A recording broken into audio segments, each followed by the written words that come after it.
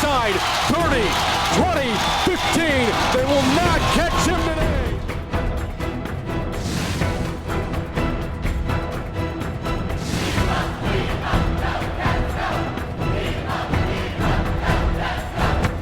The final home game of the 2013 season is in the books. We have all the highlights between the Bobcats and the Hilltoppers of Western Kentucky, plus a conversation with Athletics Director Larry Tice and the top 10 plays of the first 10 games of the 2013 season. But first, here's Bill with Bobcat head coach Dennis Francione. This past Saturday at Bobcat Stadium, 4 new members of the T Association Hall of Honor and a group of Bobcat seniors who will forever be remembered for their contributions. The Bobcats squared off against Western Kentucky. In the end, the Hilltoppers were victorious. Coach Fran joins us in the team room here at the End Zone Complex at Bobcat Stadium. Coach, on Saturday, the harshest weather conditions that I can ever remember for a Bobcat home game. Despite that fact, over 17,000 fans were here in attendance. I thought a good showing by Bobcat Nation, considering. Oh, it was a great showing, and had we have not had such inclement weather, I think we'd have had a really huge crowd for the game, and we appreciate that a great deal, and I know our seniors appreciate it a lot. None of us have a crystal ball. We don't know what the future holds, but Tyler Jones, your freshman quarterback, and I'm going to read this, on what drove him to play even with the injury to his hand, it mattered for these seniors. They talked all week about giving your all, and I just started thinking about it and felt like I should give it my all as well. 5 months ago, that kid was graduating from high school. What a leader. Yeah, what a performance. I mean, pretty gritty with his hand and the things. And he didn't have a lot of practice reps this week. And it showed a little bit, but still a really gritty, tough, hard-nosed performance that I think inspired everybody. Despite the sudden changes early in the game, I thought for the first couple of quarters, the defense did a nice job trying to stop a really good Western Kentucky offense. They did. They got put in some difficult positions because of our turnovers, and they went in and responded pretty well. And, really we get through 3 quarters, 17-7, we miss a field goal in the 3rd quarter, and we have a drive that ends in an interception. So we were right in it for a good bit of it through the first 3, but I think eventually the defense wore down, and the offense needed to stay on the field a little bit more in the 4th quarter. Wasn't very pretty for us defensively, but I thought they did a good job of responding early in the game to some difficult situations. All right, Coach, you do go into the locker room down 17-7. We'll hit the pause button for a moment, and we'll be back a little bit later after we watch the video. The Bobcats play their final home game of the season against the Western Kentucky Hilltoppers in a battle between 2 6-4 teams. The Bobcats open the game on defense for the 11th straight time this season and are able to force a 3-and-out of the Hilltoppers' first possession of the game, stuffing Leon Allen for a loss of 1 on 3rd and 2. On Western Kentucky's second possession, the Hilltoppers are again stopped for loss of yardage on 3rd down as the pass rush by DJ Indry leads to a desperation pass, resulting in a loss of 4. Following a turnover by the Bobcats, the Hilltoppers have the ball back. Although Taywan Taylor picks up the first down, Aaron Matthews punishes him for it. Speaking of punishing hits, on 4th and 1, Keyshawn Simpson is absolutely annihilated by Colby Targan as the Bobcats force a turnover on downs, firing up his teammates and the Bobcat crowd. To the 2nd quarter, the Hilltoppers faced with 3rd and goal from the 14-yard line. The defense comes up with another stop, sniffing out the draw play as Western Kentucky settles for a field goal. Later in the quarter, and costly turnovers have put Texas State behind 17-0. Desperate to keep Western Kentucky from adding to its lead, the defense holds on another 4th down attempt as Gentry drills Hilltopper quarterback Brandon Dowdy, leading to an incomplete pass. The Bobcats take over on downs, and Tyler Jones, who is questionable coming into the game with a wrist injury, has been inserted in at quarterback after a tough start for Tyler Arndt. Jones battles through the injury with a couple of key completions. The first to Bradley Miller for 10 yards, and 3 plays later on 3rd and 15, Jones scrambles away from the pressure, finding Robert Lowe for a 14-yard play. That sets up 4th and 1 to the Hilltopper 28, and Jones evades the pressure again, buying enough time to find Isaiah Battle on the sideline to keep the drive alive. 3 plays later on 3rd and 3 from the 6, Jones stands tall in the pocket and guns a pass over the middle to Brandon Smith, which is initially ruled incomplete. But the officials review the play, and you can see for yourself. Jones, who's hit as he throws, completes to Smith, who establishes possession in the end zone before the ball is knocked down and the call is overturned, giving the Bobcats a touchdown. With that, we come to halftime at Bobcat Stadium with the score: Western Kentucky 17, Texas State 7. Up next at Inside Bobcat Football, the state of the program with Athletic Director Larry Tice.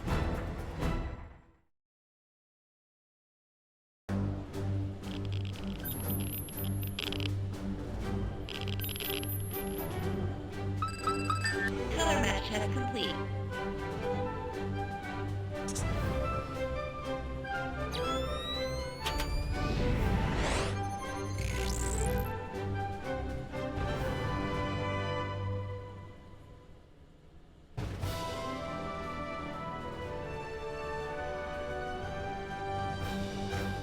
Are you making it just any night? Or are you making it remember that night? Are you making it dinner after the game? Or are you making it a victory meal? Are you making it good enough? Or are you making it great with America's #1 choice, Pizza Hut? Now Pizza Hut offers that great pizza at a great price, the $10 any carryout deal. Any pizza, any size, any toppings, now just $10 when you carry out. We all have a choice. Get America's #1 pizza and make it great. How do you show your Bobcat pride? Now you can show it off and keep your money here at Texas State, because whenever you buy at the University Bookstore at Texas State, that money stays here on campus. Apparel, books, gifts, and much more. Online or in the heart of Bobcat country, find it, get it, and keep it on campus. University Bookstore at Texas State, your bookstore.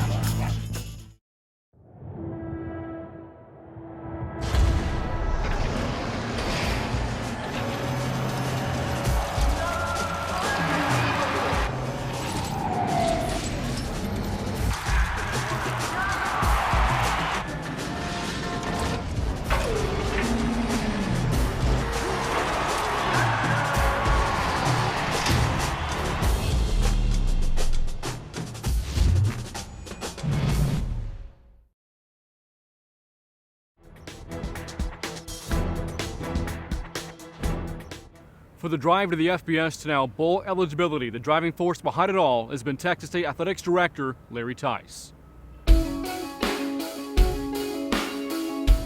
Year 2 in FBS, but year 1, and considering this is the first year we would be eligible for a bowl game. So, to get to that point already, it hasn't happened very many times before, so it's apparent our success. Sure, we want to win more than 6 every year and be guaranteed bowl spots, but we definitely have the right coaching staff in place, and we have the right kids coming into the program. And when you look around at what we've done here as a university and as an athletic department, I couldn't be happier where we are. We didn't want to come in and be behind the 8 ball already, and that was a tribute to everybody that was involved in the process. We came in with a really good foundation. Now, sure, we need to get that foundation and we need to build up every year, but we didn't come out of the gate starting at the bottom. And because once you get deep into that hole, you can't get out. So the fact is that we already started where we are today is a tribute to everybody involved. And obviously, yes, football made the jump, but I think we're seeing from our other sports too, eventually, things are going to get tougher across the board. The competition's going to get better. So we don't need to, just focus on football. We got to focus on everybody and continue the process. Now, we've got a good program top to bottom, and everybody says, well, you haven't won everything or this, but we're winning in the classroom. We're not cheating. We're doing everything the right way, and that's for an athletic director. Sure, I stress about wins and losses probably more than I should, but I also want to go to bed at night with my head on the pillow, knowing that everybody's out there doing the right thing when we're not competing, and that's the main thing. You can build facilities, but you always got to maintain them. You always got to keep them nice.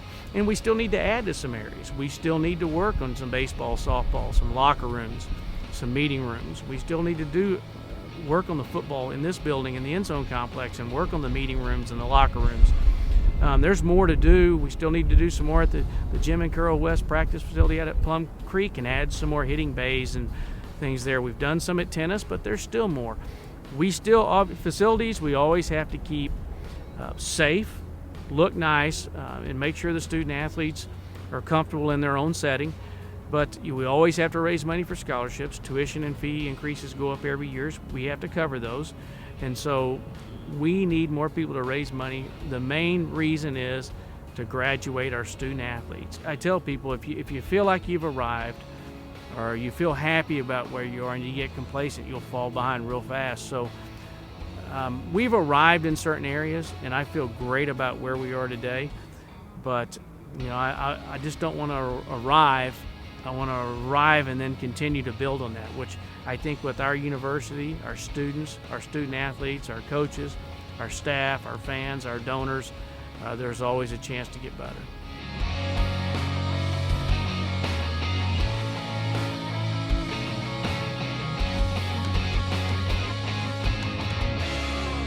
Coming up next, second half highlights.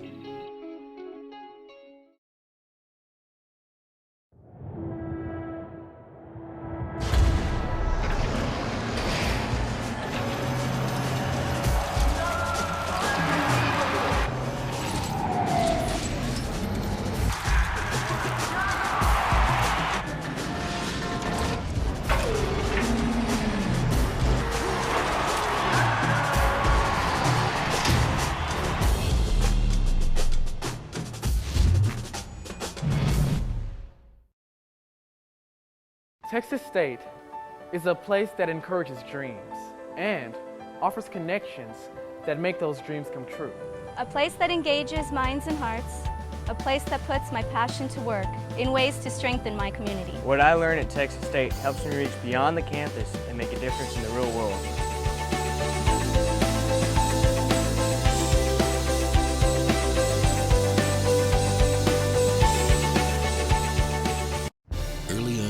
Just a game. Then it became your passion.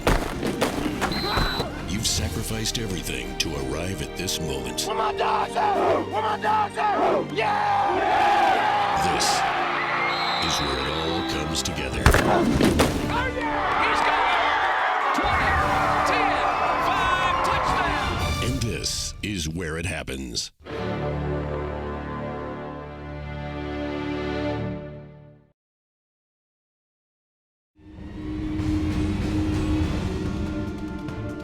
The second half opens with the Bobcats trailing the Hilltoppers 17-7. On the Cats' first third-quarter possession, they face third down and 7, and Tyler Jones shows off his elusiveness. Able to scramble outside of the pocket, Jones picks up the first down, and the officials tack on 15 more on a late hit. Later in the drive and again on third down, Jones hands off to Chris Nuttall, who sprints by the Hilltopper defense and out of bounds for the first down. However, the possession ends with a missed field goal, and the score remained 17-7 Hilltoppers. The defense doing all it can to keep the Bobcats in the game, everything from big hits to bringing pressure on the quarterback as Brennan Dowdy's fourth down pass falls incomplete, Texas State's third fourth down stop of the game. Tyler Jones was a gamer on Saturday. Despite a wrist injury and not starting the game, Jones completed 14 of 25 passes for 104 yards and a touchdown, while Bradley Miller had a career-high 7 catches in the game. The defense had its moments as well, getting its share of pressure on Dowdy, including this sack by Michael Odiari, but 5 turnovers by the offense and a huge game on the ground by Western Kentucky's Antonio Andrews was too much to overcome as the Bobcats fell to the Hilltoppers on Saturday by a final of 38-7. Coach, as we just saw on the video, there was something new at Bobcat Stadium on Saturday. The Bobcats broke out the maroon helmets. And first of all, I'd like to speak with you about the process on how those maroon helmets came to be. And more important than that, the reaction of your football team. Well, you know, our kids, everybody's into multiple uniform combinations these days. And the kids had asked about them for a long time. And Dr. Tice was grateful enough to let us have the funding to be able to put them out there for them. And they were pretty fired up about that, pretty ecstatic, and I thought they looked good. I agree as well. Now, Coach, you already touched on it a little bit earlier, and I'm of the opinion sometimes you change one thing, it changes everything. but the opening drive of the second half, 13 plays marching down the field, and special teams, Jason Dan has been so good, but the missed field goal changed the flavor of that game at the start of the second half. I agree. That was a little deflating. We needed to get a touchdown, but still, Jason has been pretty automatic for us this year, and he pushed that one a little bit right. And of course, we had a lot of swirling wind in that stadium that night too. But still, Jason's been pretty automatic, and he just didn't quite get that one the right way.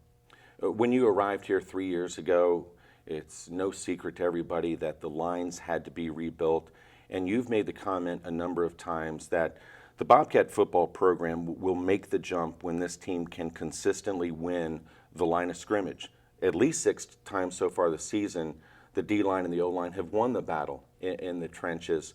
It's still evidenced by Saturday, still something that the Bobcats will have to continue to improve upon the weeks and months ahead.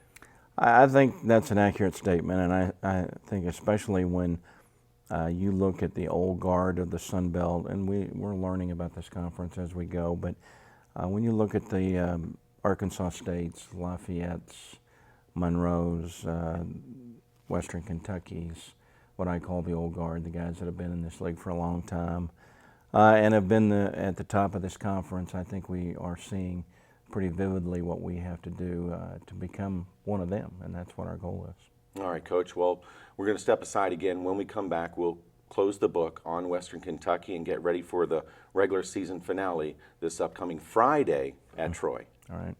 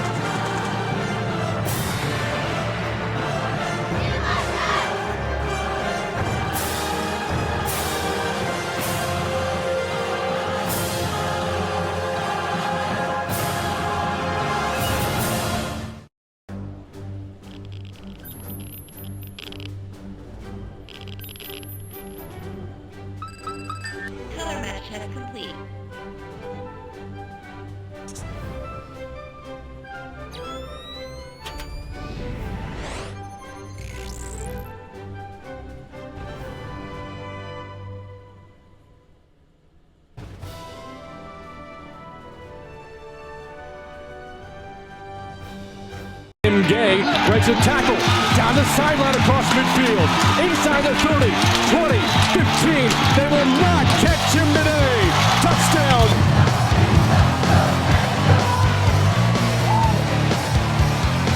Catch Inside Bobcat Football with Dennis Franchione, Tuesday on the Time Warner Cable Sports Channel, and in Houston, Thursdays on the Comcast Sports Network.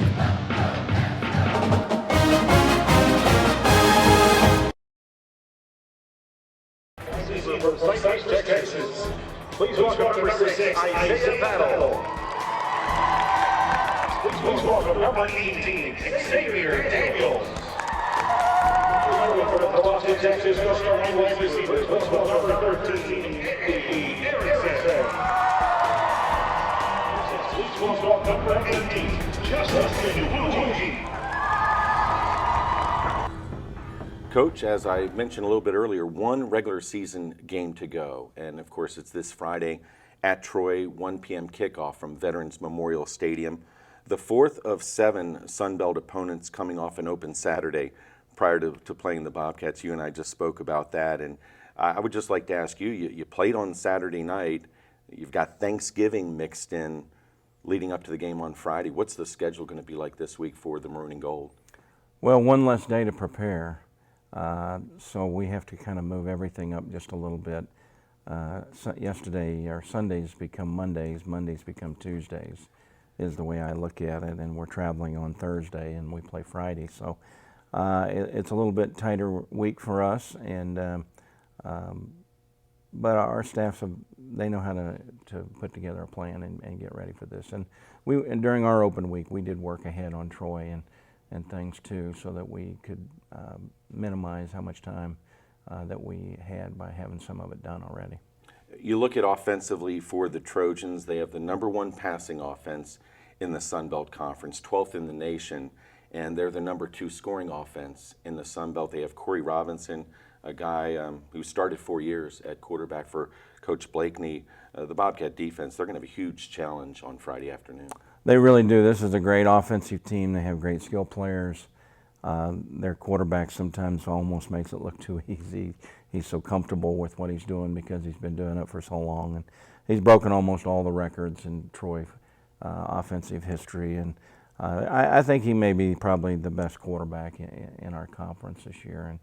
And so it'll be an interesting challenge. But we seem to fit to the spread type offenses, I think, pretty well so far this year. So it's been a while since we've had one, so we'll have a crash reminder course and get ready for them. All right, Coach, and then you go to the other side of the ball, and in Cam Hudson and Chris Pickett, the Trojans have two of the leading tacklers in the Sun Belt Conference. Coach Blakeney's been known for his defenses over the years. What's the Bobcat offense going to have to do to get things rolling on Friday afternoon? Well, #1, take care of the football, which we didn't do very good last week. I think we're going to have to execute and block a whole lot better too, and do the little things that we didn't do as well Saturday night. And if we can do those kind of things, then we'll be okay. All right, Coach. We'll have a great week of preparation. Try to stay dry as it continues to rain here in San Marcos. Have a happy Thanksgiving, and we'll see you Friday afternoon in Troy, Alabama. All right. Up next, a look at the top 10 plays of the first 10 games of the 2013 season.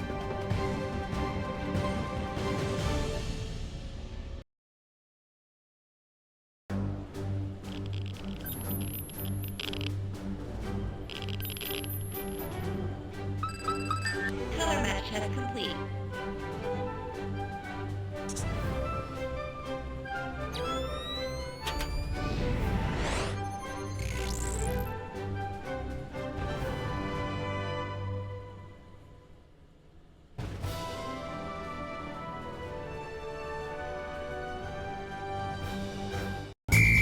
How do you show your Bobcat pride? Now you can show it off and keep your money here at Texas State, because whenever you buy at the University Bookstore at Texas State, that money stays here on campus. Apparel, books, gifts, and much more. Online or in the heart of Bobcat country, find it, get it, and keep it on campus. University Bookstore at Texas State, your bookstore.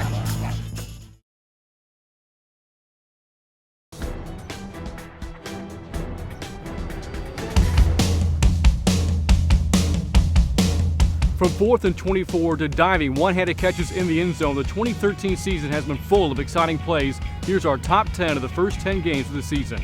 Number 10 on our list comes from the second game of the season, Texas State's 28-3 win over Prairie View A&M. It's the Bobcats' longest offensive play of the season, with Chris Nuttall gashing the Panthers for 77 yards.